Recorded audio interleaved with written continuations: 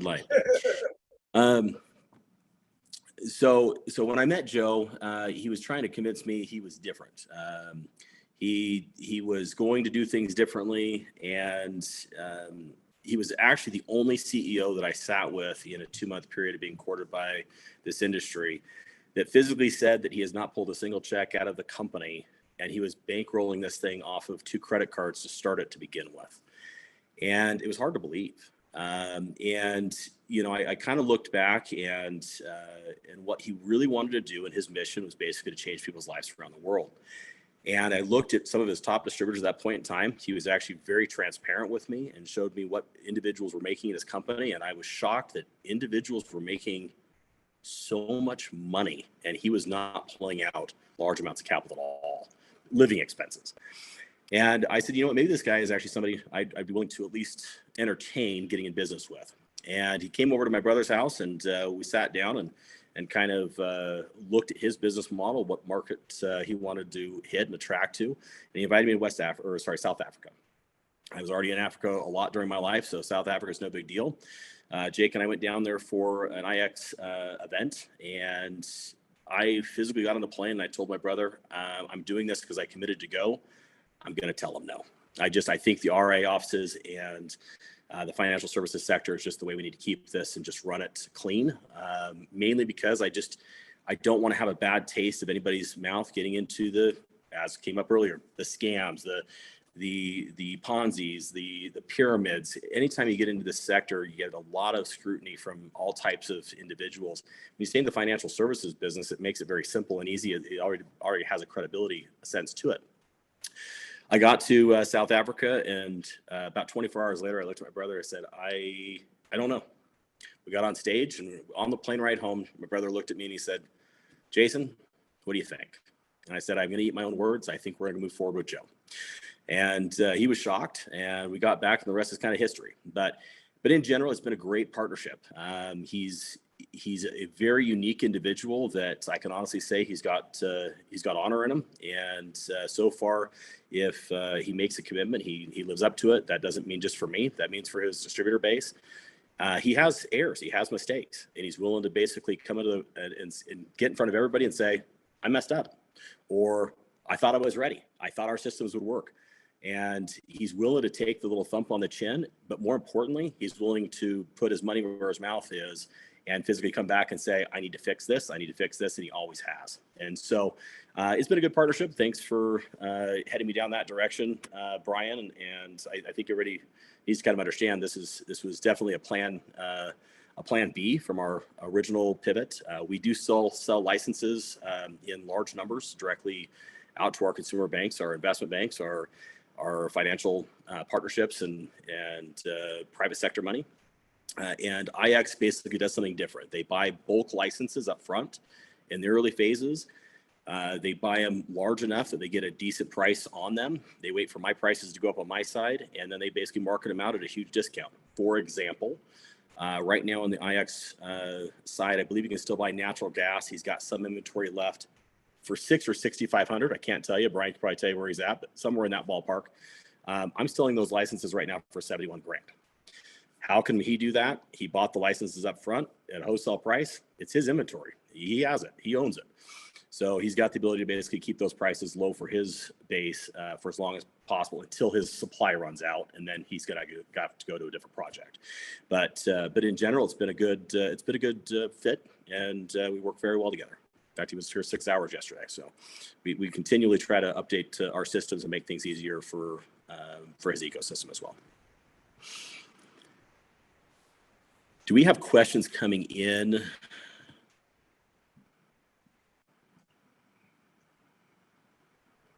Kevin, what direction do we want to take this?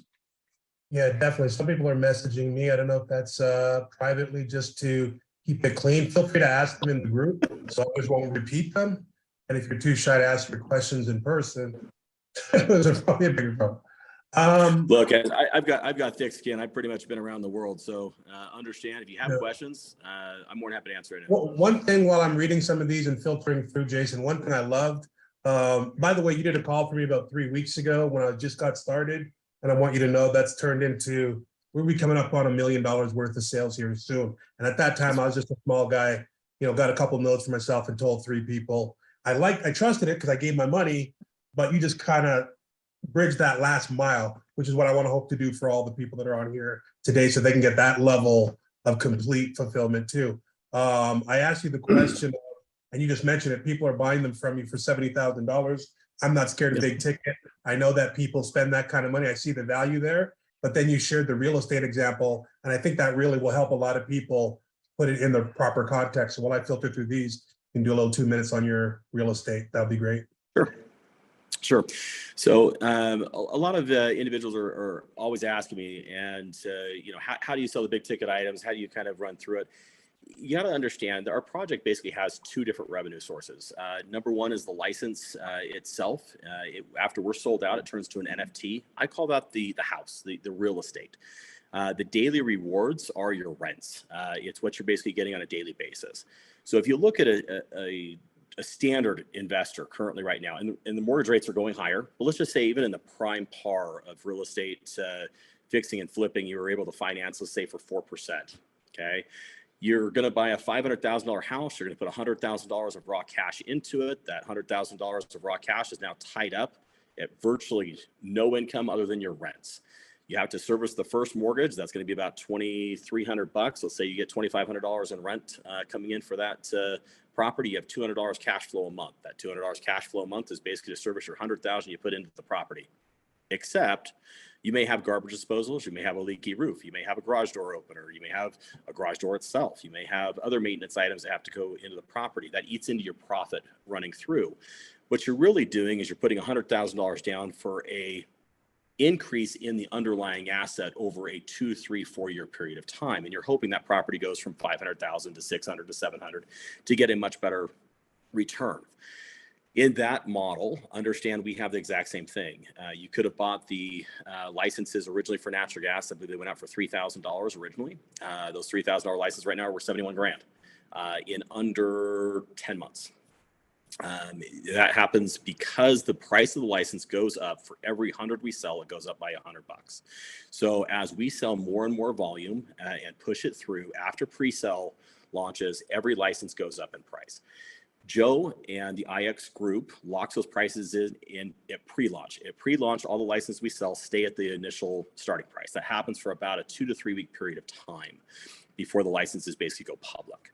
Anybody involved in the ecosystem has the ability to buy licenses first. So in a natural gas item, had you physically came in and spent the $100,000, and instead of putting it into a house that would have basically been sitting there for 2 or 3 years, a natural gas license today makes about $7 a day. Let's just say hypothetically you only bought 10 of them.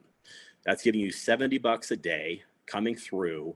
Would you rather have $200 a month for putting your $100,000 in a $500,000 house and being on the hook for $400,000 mortgage? Or would you rather make $70 a day, which is really only at that point in time $30,000 out of your pocket, and you have that now perpetually for the next decade? It's just a mathematical equation of what the licenses are valued at the time versus going. Even today, at $6,000 for IX's price, or $6,500, whatever IX has them for right now, it's a bargain. Currently, right now, there's licenses that are a little bit more in their infancy stages. I think they're about $1,500 to $1,700. They're peaking up right now in price. We always have ups and downs in crypto, guys. Sometimes they kind of go up, people take their money off the table, and they go back down. Natural gas is pretty solid right now at these levels, and I think we only have upward gains from here. Aluminum and Explorer only 3 months old, roughly, so you're going to see a little more volatility in the earlier phases of them. But it goes back to what Kevin was kind of talking about, is you're going to be tying up, no matter what kind of asset you buy, you're going to be tying up X amount of capital, and it's how to maximize your upside and minimize your actual hours you have to put into that asset to make it true passive upside potential for yourself. So, all right, Kevin. Nice. Shoot 'em over. Yeah, very good. So this one's a little bit more intricate, bunch of parts to it. It's just talking about a little bit of the tokenomics. I don't know if you have a sketch spiel on that, but I'll just give you the gist and you can hit some of the pieces. That are the licenses on the blockchain written on a smart contract. Can a license be stopped from DebtBox? Does DebtBox have the possibility to modify the smart contract? And the duration of the 4,000 cycles of licenses, can it be seen on the blockchain? Wow, that's a lot. Okay, so okay, so the 4,000. Let's start with actually in the reverse. Yes, everything basically is written in smart contract. We're going to start about the 4,000 because this is actually a misnomer that physically comes up quite a bit. Everybody asks me, so these things only last for 4,000 days and then they're done. It's actually not true. The EGI pool gets divided by 4,000 every single day. So tomorrow it gets divided by 4,000 again. Next week it'll be 4,000 again. The week after that it'll be 4,000 again. So it's not a 4,000 dilution rate. It's a 4,000 divided by what's currently in the EGI pool. The EGI pool is the overall token that is put in. Only one way creates token into the EGI pool, and that's the sell of the licenses when they first come out. It's about a $2,000 evaluation goes into every single license into the EGI pool when it's earlier in its infancies. So let's just say we started the token at 4 zeros and a 1. It obviously puts a lot more token in the EGI pool than when it's a penny. And so as the licenses sell out, it will cap the amount of our max supply into the ecosystem for token. Then every one of our projects has a halving in a year period. So for instance, Black Gold right now has its annual burn of 50% of the EGI pool coming up in January. That basically means that every day after January 1st, it's going to mine basically half the amount of token that mined last year. And what this really is doing is it's shrinking the supply in the open market. And so when everybody looks at a normal project that has, let's say, 1 trillion token out there, and everybody's like, why the heck is the supply so large? You're not wrong. There actually is 1 trillion token sitting in the EGI pool. That trillion token will never see the light of day. What's happening is it was 2 trillion last year before it hit January, got cut in half. This year alone, I think we may have produced 50 billion more tokens for the whole year with license sales because the price of the token's gone up so much. So it produces less token every time the license sells. And so this year, when we basically cut in half again, we went from 2 trillion to 1 trillion. Now we'll be a $500 billion after January. And only about 8% of that, even in infancy, has actually ever been put out to the open market into circulation. I believe our last license sales for Black Gold will be sold out in the next 3 weeks. We have a contract to purchase them. So as long as funding goes through, we'll actually be sold out of Black Gold completely. All of those will be turned to NFTs and they will be transferable and sellable on the open market. It's actually a huge step forward. It's another road to our progress in DebtBox. We're very excited for that transitional period.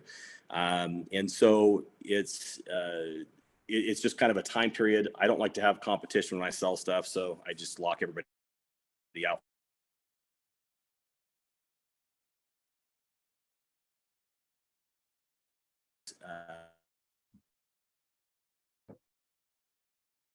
Got frozen there for a second.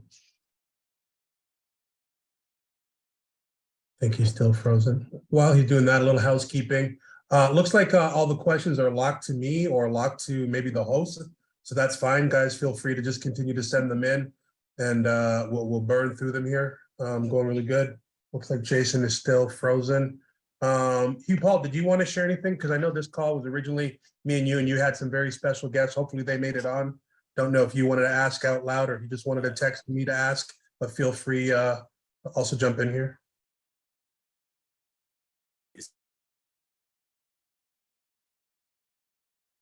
Somebody's unmuted.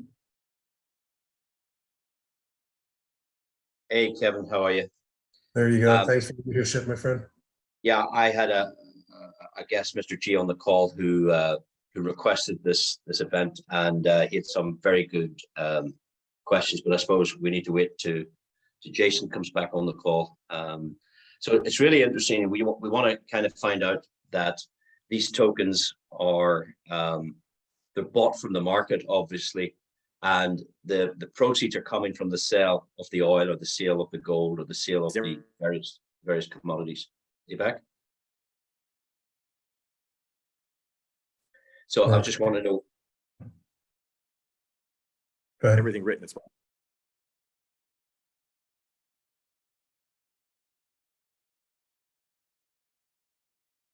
Go ahead. Can't hear you. Yeah, I'm okay. I can't hear Jason. I'm just waiting for Jason to come on. So the question will be, saying yes. His face is frozen. Maybe you should, Jason, if you could hear, maybe you want to go out and come back in, or I know his brother Jake might be on here. If he wants to run with the ball for a little bit while he gets situated, we could also do that.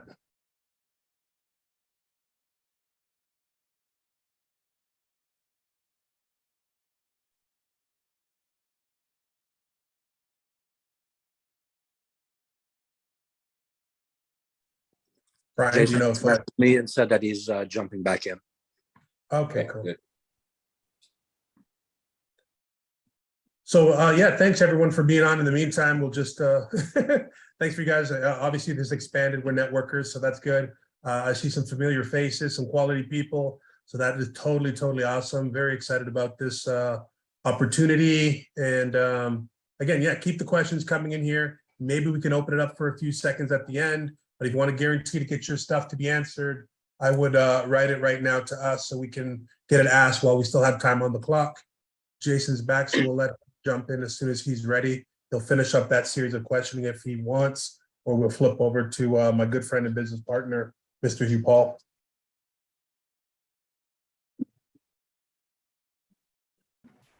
Okay, Jay, you're live and direct. I see you got motion on the camera. Sorry about that. All right, we'll try that again. No idea what happened, but I was talking and I don't think anybody was hearing me. So I paused somewhere in that description of tokenomics. So That's probably a good piece. yeah, so I was reading a side question. It was, how do you know what the NFTs are revalued at when they basically go up for sale? So on that question, we basically look at everything basically as a supply and demand. We're selling them right now, black gold, for instance, at $50,600. We're able to sell them for that. So I would assume everybody would be able to sell them for that over the course of time. A caveat to that is if a ton of them hit the market at the same time, people trying to cash out. Obviously, if the supply is more than the demand at that particular time, you could see a price fluctuation down. I think these things, because they create a pretty consistent cash flow revenue every single day with the rewards, I'm going to guess a lot of people are not going to sell these things because there's a limited quantity and there's no more. So getting your hands on them, I think, is going to be a harder thing than finding someone that's willing to sell them. Any questions? I don't see any other questions.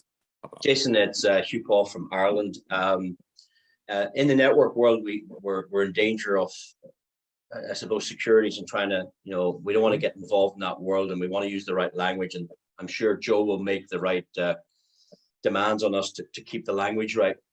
And I would request that if it was possible that you could create some kind of short 7-minute video or 4-minute video that would explain everything, because the information taken from this call and transpired to another call and another call, the tokens just changed. He burnt 9 million. No, he burnt 19 million. No, he burnt. So we have to be very careful, and we want to keep the language correct, and we want to keep the numbers right. And I think from your point of view, supplying the product, if there was any opportunity, either you or even if it was an explainer video that explained the tokenomics, then we don't have to do it. Our job should be easier. I can save you money on your phone service. Every knows it's the business is sold. Or I've got an app, and this app actually makes me money 24 hours a day. It makes me tokens 24 hours a day. Now, how it works, I haven't a clue. Go watch this video.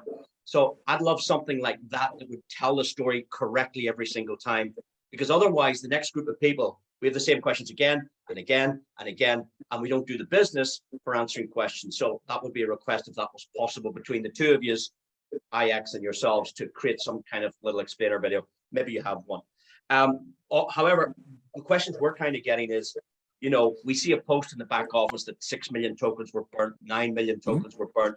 Can you explain where they're burnt, or how do you buy them from the market? So what we're trying to tell people is between 3.5% all the way up to possibly 20% on a project, you're getting a royalty from the sale of oil or gas. You take that money, or a portion of that money, and you go to the market and you buy out tokens from the bottom of the market, and you send them to the burn wallet. So that's all we're saying. But can you explain the tokenomics? Or, I don't see $9 million in the coin market cap turnover, for instance. I see between $2 and $3 million daily. Where's this 9 million spent, or how can we see that, or or how could you explain that, please?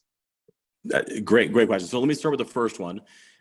You're actually spot on as far as needing more marketing material that is done correctly in, it will say regulated sectors all over the world. The Biz Pro app is actually coming into IX very shortly. It has all of that at your fingertips. You can actually send this out to friends over text message. So if anybody has any questions, you can actually send them a quick little link that go right to the explainer video, right to how to take money from your wallet, how to put money in, how to biolize it. All of those explainer videos are at your fingertips, and you will actually get a text message back when that individual has finished watching. It is in about 20 people's hands right now on the IX network. It's actually a product that we have developed and designed, and we're actually giving over to IX to help with the messaging more than anything else. And so I believe all of that should be taken care of within the next few weeks for you on that front. Let me talk more about, this is actually something that we've been getting a lot in Discord and Telegram. How does the actual burn functionally work? So I need to take a project so you can actually understand, because every project has different burn, because every project has different revenues coming in from it. So I'm going to take natural gas because it's one of the largest projects that IX has pushed forward as of right now, okay? And it's the one that's the longest in. So natural gas actually has a lot of revenue streams above and beyond just production. One of those revenue streams is actually giving the technology out to other players in the industry. And that technology actually is worth a $250,000 on a small project, up to $8 million on a large one, okay? And we are allowing them to use the technology for their own infrastructure and running through. If we could not get a royalty from these individuals, we actually still get revenue because of the technology we're basically giving them forward and letting them process into. Our biggest royalties are obviously production. Our largest revenues take a lot more time to get to because it's not just finding it. It's finding it, drilling it, casing it, infrastructure, EPA, natural and gas and governmental agencies have to come and approve it. Then you have to truck it or pipe it. And so understand, everybody's like, oh, you found it. Yeah, we found it. It's a lot more in depth than finding it. It's a whole different structure. So what we do is we actually have different revenue streams for each one of our projects that give small amounts of revenue in, even during the process of the infancy phases. So how does the token come in? How much of it do we get in revenue, and how much actually goes to buy token? How much we get in varies. That comes in every single month, and it does vary because it depends on where we are on those scan payments, how big of scans we have coming in. Is that done over a 2-month period, 5-month period, 10-month period, or whatever? Okay, so that varies. 100% of what we get in from revenues goes into purchase token. We only buy it over pancake swap. There's a very technical reason why we are doing it. We're trying to be more transparent to the public. So by locating, which we don't actually advertise it for other reasons, but if you understand crypto, you can find the buy and burn wallet. It's probably one of the largest purchasers right now in the ecosystem. You can track it. That wallet will never sell token. It only buys, and it buys a lot.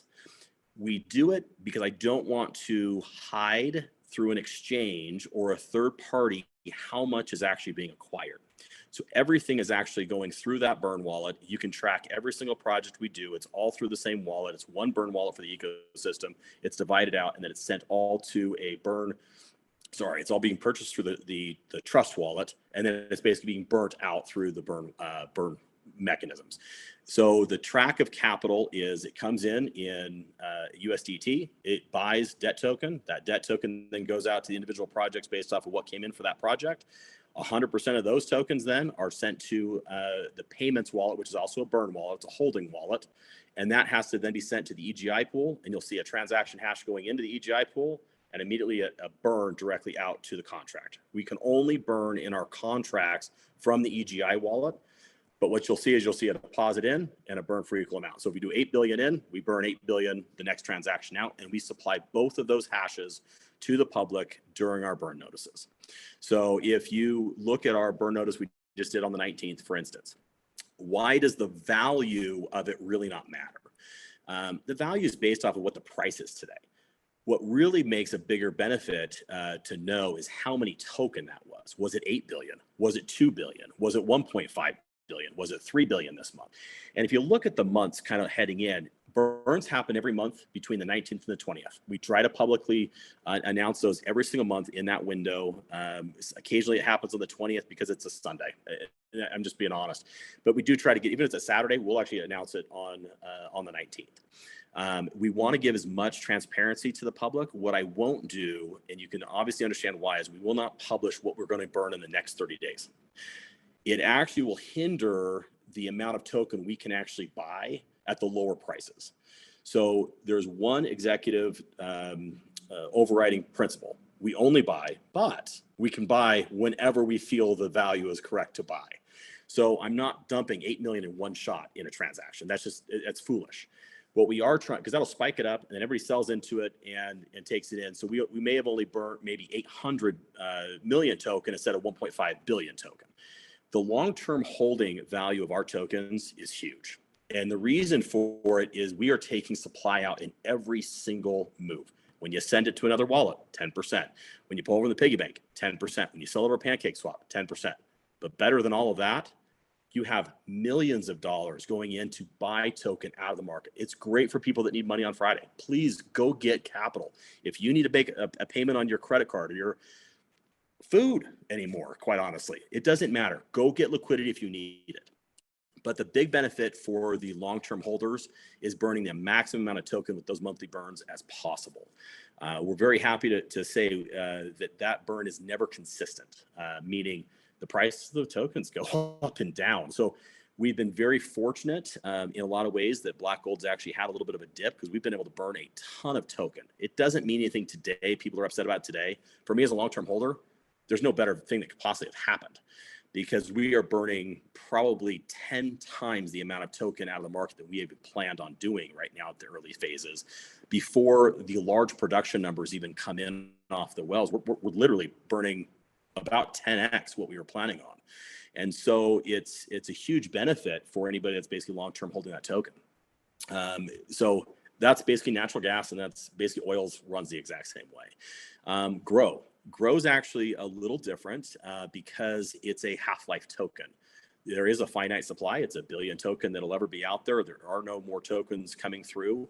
And instead of burning, that particular token goes into a locked wallet. So it's theoretically burnt because it's basically going into a vault, but it will come back to life at some point in time in the future.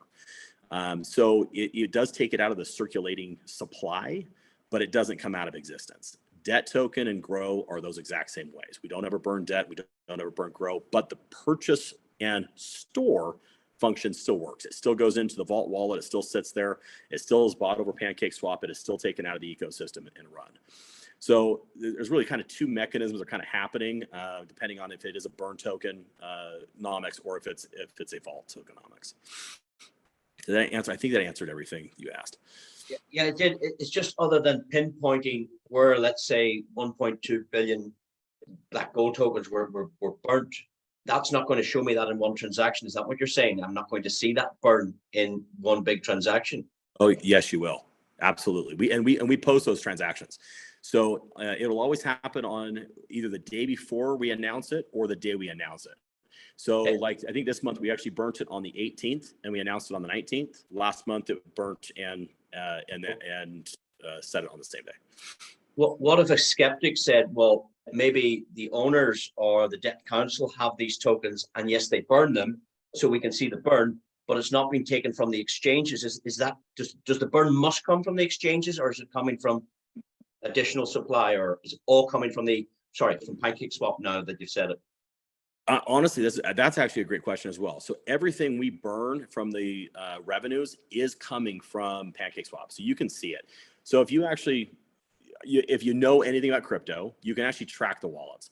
So if you actually go and look at the burn hash we announce, you then can actually see what wallet deposited it.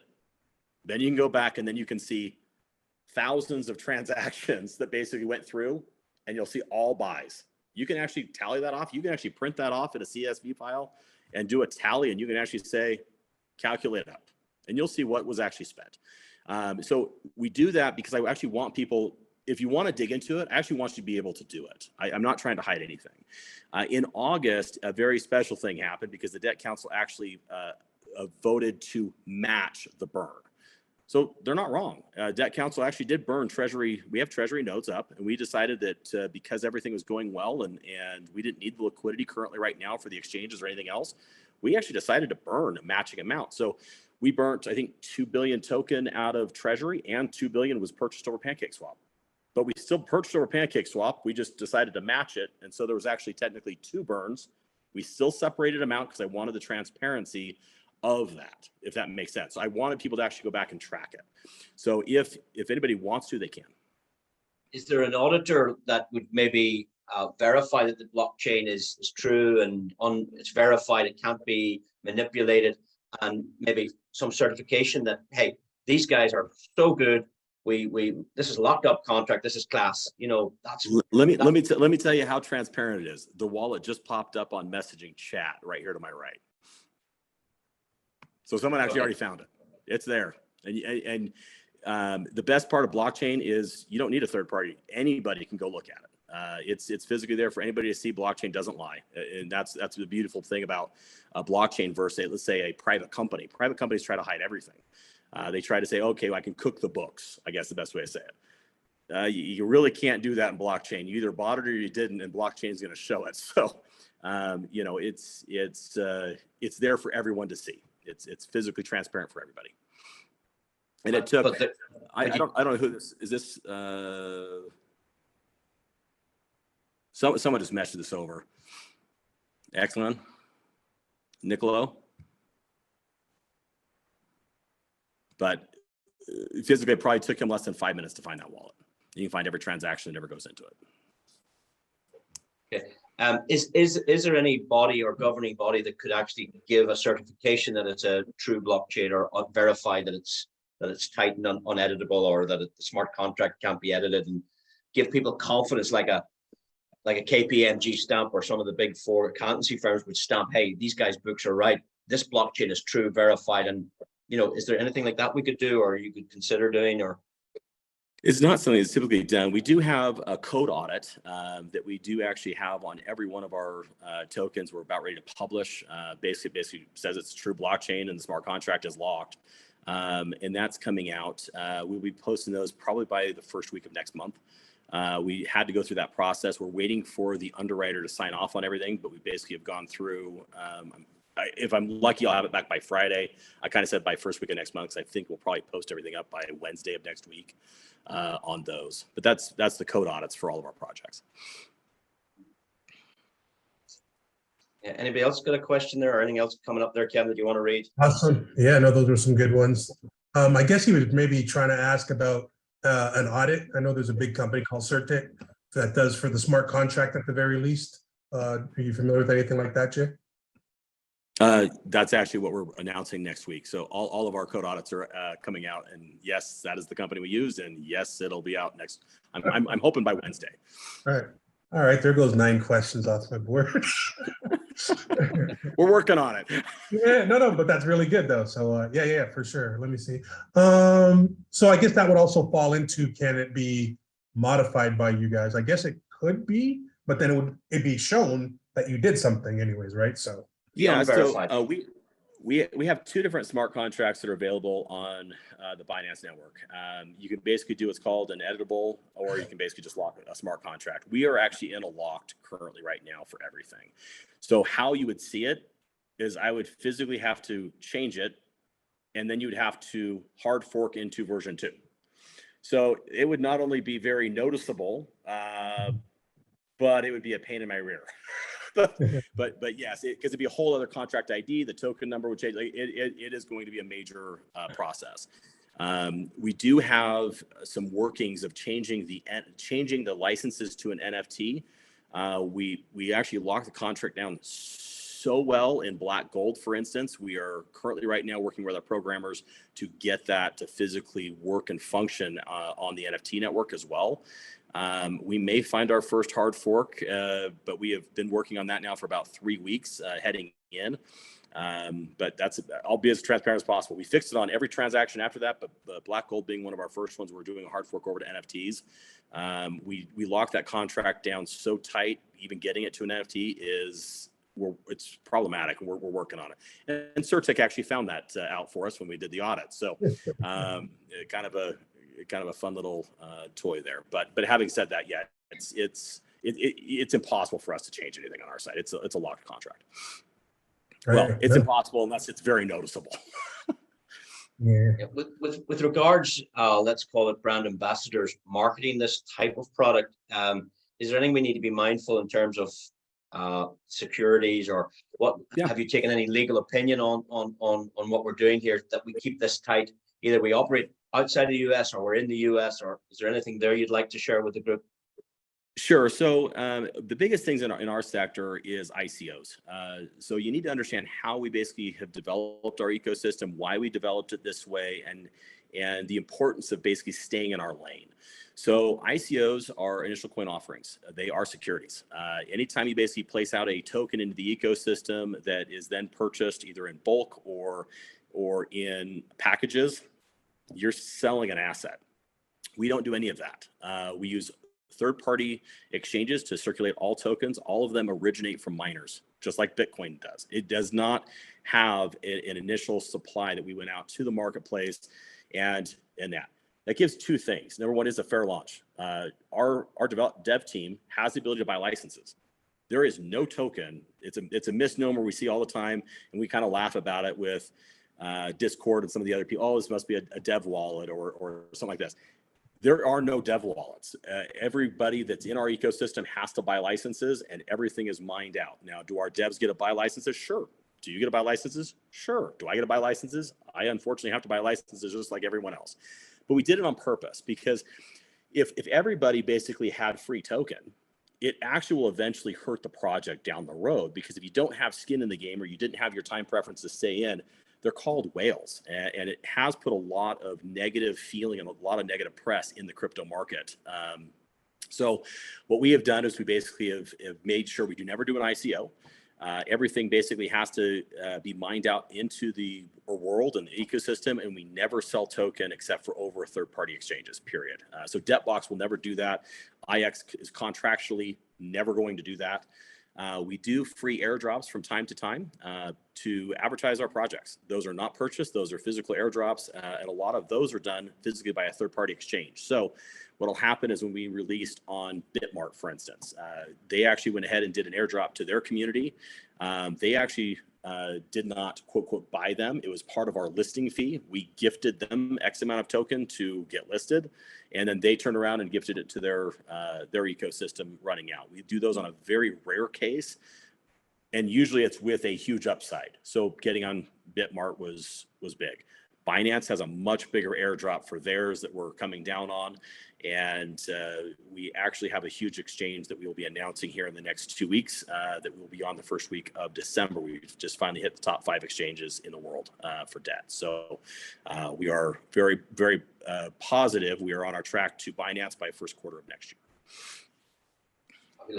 Fabulous news, because that new audience will drive particularly the debt token northwards, won't it, or it should not to? With debt, all tokens rise. So the nice thing is our whole ecosystem is built off of our ecosystem currency.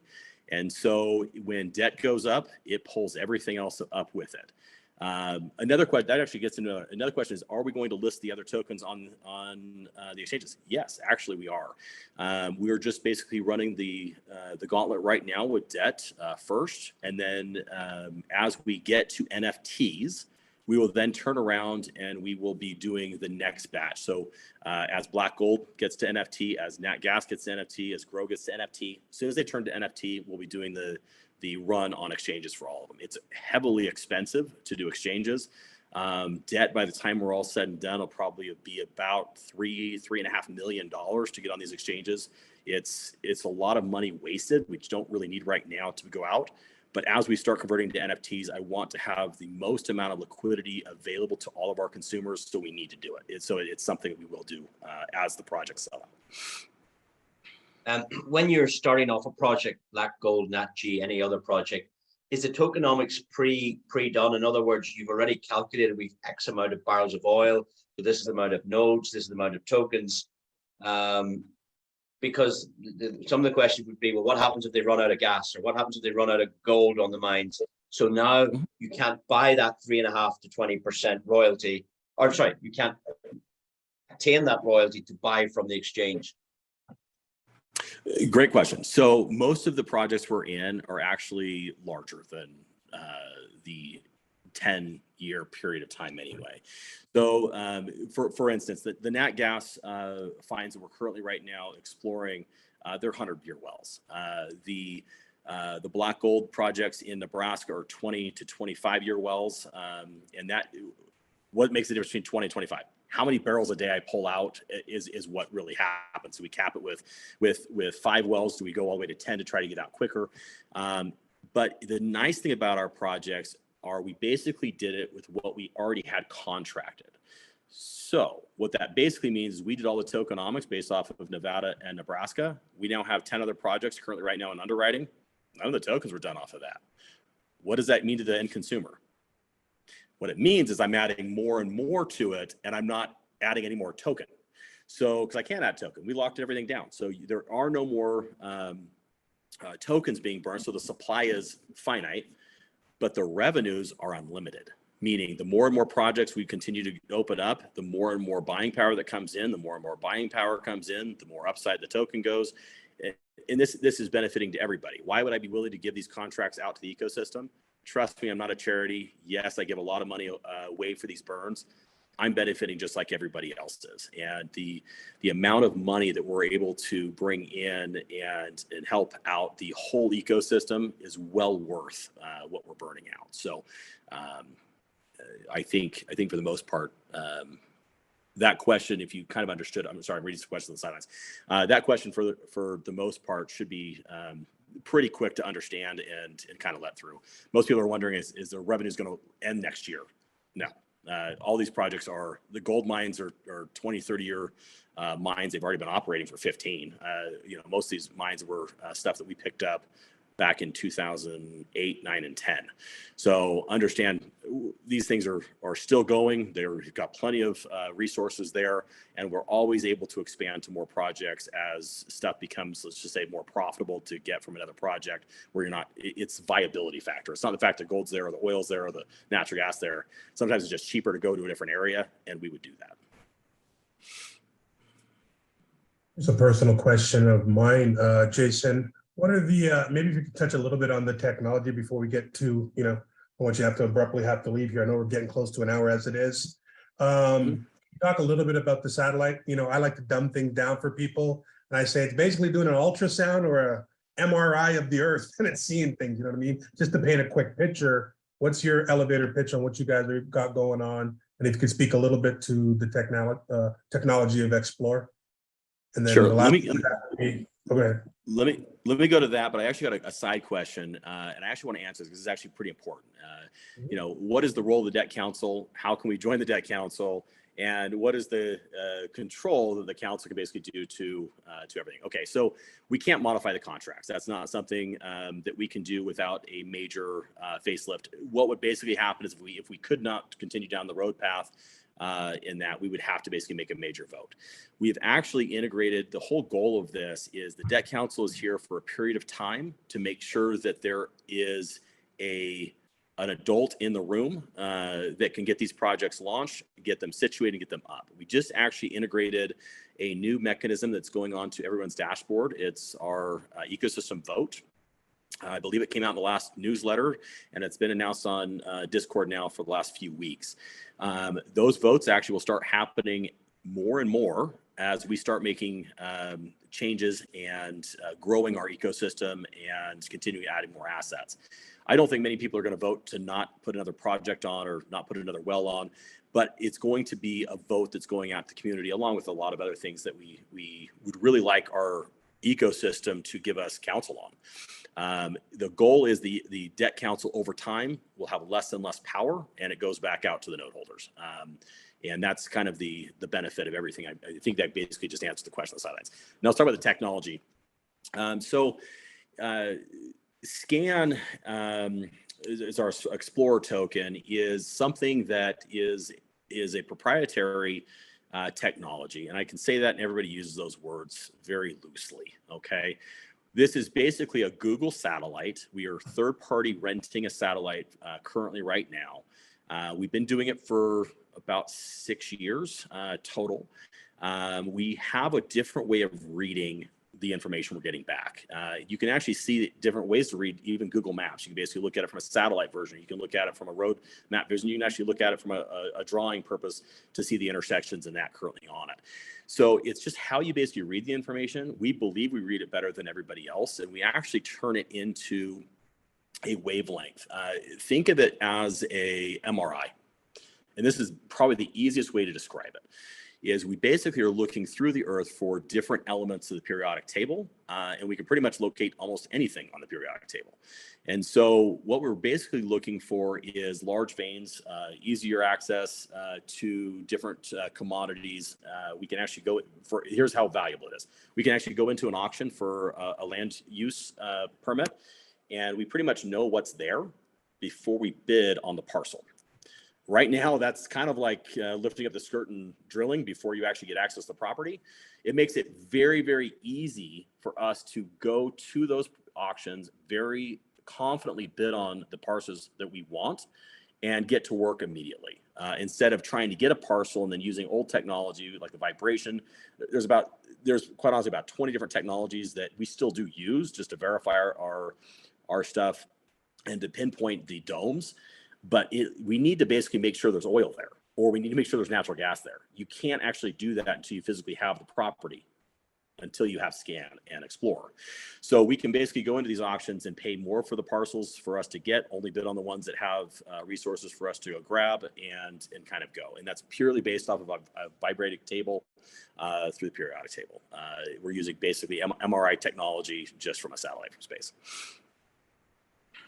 Nice. Can you quickly share maybe 3 of your biggest discoveries or wow factors, something that's happened through your scans? Well, I'm going to tell you the success rate of our scans. So we actually started off in Ghana about 3 years ago, launching our gold technology. It was actually something that happened at a very pivotal time of the country because they just got through kicking out the foreign interests, including us, quite honestly. The main reason for it was pollution. A lot of mercury is still being used for extraction of gold. It's a very good chemical to get gold out of. Unfortunately, it's heavily toxic. And so it was killing off a large population base, and no one was really talking about it. But several countries were going in and basically exploiting the country's resources. So for about 1.5 years, they kicked everyone out. Our technology is actually something we went to the government since we had been there for so long. And we actually were showing them how we could basically get to everybody the resources they really wanted to get to without using the heavy chemicals and getting to a point where we can actually locate the low-hanging fruit, the large veins, and not have to clear cut or scrape through 25 square kilometers of property and take down 40, 50,000 cocoa trees, 40, 50,000 other vegetational resources. A lot of it's farmland. And so the government actually gave us 50 square acres, and we pinpointed 19 targets on site within a foot.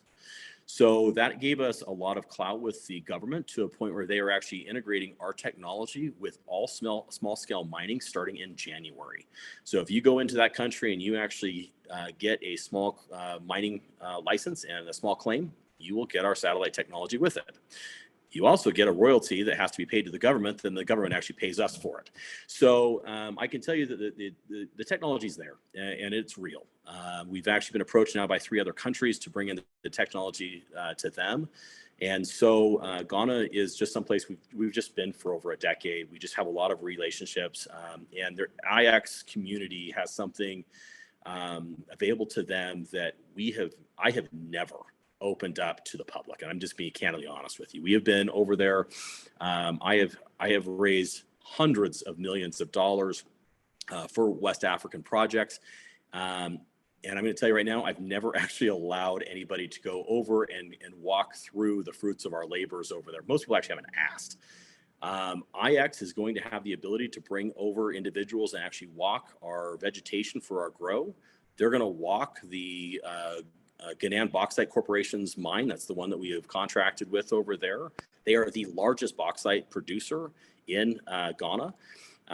We will be then walking over and walking through the gold mines. We will be walking through the silver mines. We then will be going over and actually talking about our one and only, this is actually a big thing. We landed it about a month ago. We currently have the only petro license on shore in Ghana's history, meaning we are the only ones that can drill for oil, natural gas, or any fossil fuels on soil. This is actually something we'll be announcing here in the next 2 weeks anyway, but you guys get a little preview to it. All 5 big players are offshore right now. We actually don't have an intent to drill on those. We actually plan on partnering with one of the major 5 to come in and do it for us and just get a royalty on it. That's really, at the end of the day, we're just looking for royalties. So we'll locate, we will use our license to get them on shore, and we are the only ones that have it, so they have to come through us to get it.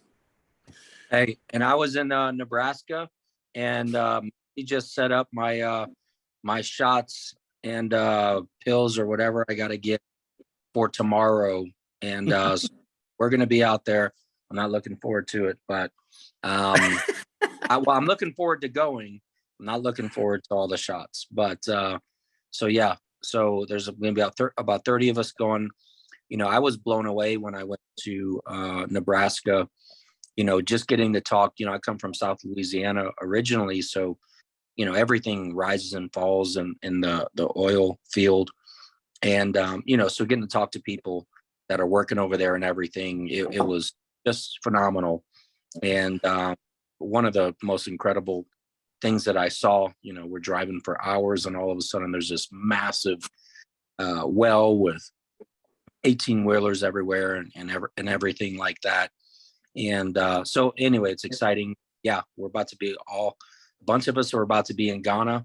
And even Colby Jones is coming, so we're gonna video it all, so everybody will get to see it. Nice. So as far as validity of projects, we're doing everything we can for the IX community to make sure that they can get all the validity they need. I think the Nebraska was a huge thing for them going out there, but you know, these are sites, guys, we've been working with for minimum 2 to 3 years, and on the outside 15 years. So these are very long established projects that we basically brought into the debt ecosystem. We had them well before the debt ecosystem ever came around. Are you considering starting your own blockchain or at any stage? Or Great question. We launched on the BNB network because candidly, it's cheaper to go public and use the smart chain. We do plan on going over to the debt chain. That is just time, and it's a lot of programming. We've up to about 27 programmers right now. I do feel we'll probably double that this year. It's a lot more expensive to do our own thing, but I think it's more important for us to get on our own chain and away from everything else to be more in control. And I do plan on doing that, and that is part of our roadmap for debt. Yeah, could you explain that you were originally tied to wrap BNB, your debt token, and when BNB came down, like everything else came down, like Bitcoin and Ethereum, that it pulled your debt token down a little bit, so you unraveled from that. Is that correct? Or that is correct. A lot of our liquidity was tied into BNB between $300 and $400, and so as BNB basically dropped in half, it shrunk most of our projects on the blockchain by even though BNB dropped by about 48%. The selling pressure that added with the 48% drop, we got hit by about a 55 to 56% hit in our token price. Most of that has recovered since we put debt on there, but it's basically stabilized everything, because now we're going to live and die by ourselves instead of having a third-party project with the high volatility going through. It's great when it goes up. It's not great when it comes down, and I prefer just to be more stable. So linking everything back into debt, we still do have pairings with debt to BNB. It's just a much smaller liquidity pool, so it won't pull us down or take us up as quick, but it does give people another resource to, instead of taking Tether, to go into BNB. Grow is also paired with BNB, and so is Black Gold because it was initially paired with BNB. So, but we don't intend to launch any more tokens on BNB or pair with BNB ever again. Is there a debt project itself where people can accumulate the debt token, or is it about translating the project tokens back to debt, or what's the deal there? Well, that's there's 15,000 licenses released first year. They sold out in 3 weeks. So that's a project that is completely sold out. Having said that, the Debt Council gets to release 5,000 licenses every year for the next 3 years. It's a total of 30,000 licenses available. So in January 1st, 5,000 debt licenses will be available out to the public. We're not releasing the starting prices of those or sales of them yet. That'll be announced probably 2 weeks heading into the first of the year. But yes, great question. There is a project, but it sold out literally within weeks of us launching it. Super. I heard you guys found a large body of water in the United States. You're allowed to speak on that. Even conceptually sounds like a really cool thing. Not yet. Okay, fair enough. Can you talk a little bit about any of the stuff that's coming up? I know it's coming soon. But, yeah, I can. In fact, yeah, IX was actually in Barcelona a few weeks ago, and we gave them a list of projects for 2023. Carbon, which is basically backed by carbon credits, is actually something that we'll be releasing first part of the year. Main reason is we're trying to become a carbon neutral company. And so obviously when we're in fossil fuels, we need to buy carbon credits anyway. We might as well get into the carbon credit game. We've got relationships to do that. Actually been in the carbon credit trading business for a minute. We get a lot of carbon credits from our agricultural grow token anyway. And so we're basically monetizing those off to become a carbon neutral company and create a revenue source for its own token. Next will be our BLOX token. Our BLOX will be in real estate. It's a investor only, basically a hard money fund is the best way to kind of look at it. It's something I was going to launch last year. Unfortunately, real estate just hadn't corrected the way I thought it was going to, but I feel it's coming shortly. So we're going to go ahead and launch that up first of the year as well.